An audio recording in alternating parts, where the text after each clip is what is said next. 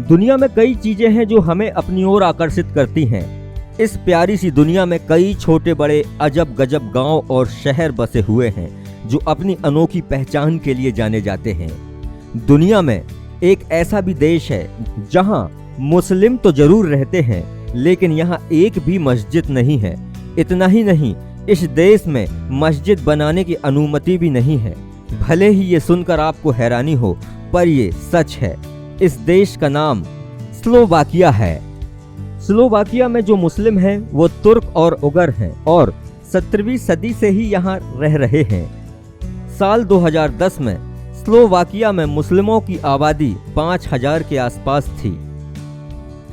Slovakia यूरोपीय union का सदस्य है, लेकिन वो एक ऐसा देश है जो सबसे आखिर में इसका सदस्य बना। इस देश में मस्जिद बनाने को लेकर विवाद भी होता रहा है। साल 2000 में स्लोवाकिया की राजधानी में इस्लामिक सेंटर बनाने को लेकर भी विवाद हो गया था। ब्रातिस्लावा के मेयर ने स्लोवाक इस्लामिक वक्फ फाउंडेशन के सभी प्रस्तावों को खारिज कर दिया था। साल 2015 में यूरोप के सामने शरणार्थियों का प्रवास एक बड़ा मुद्दा बना हुआ था।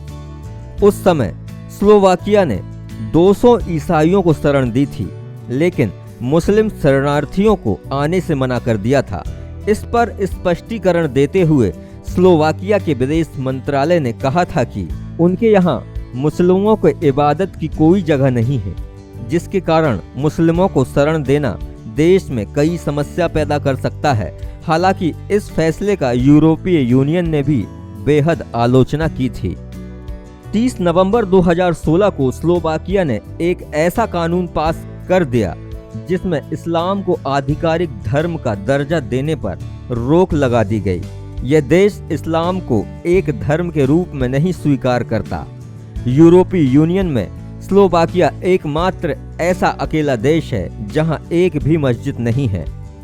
इस देश में सुबह 10 बजे से लेकर शाम 6 बजे तक आप किसी से भी खराब व्यवहार में बात नहीं कर सकते हैं और ना ही हल्ला मचा सकते हैं। अगर ऐसा कोई करता है तो उसे पुलिस पकड़ सकती है और जुर्माना भी देना पड़ सकता है।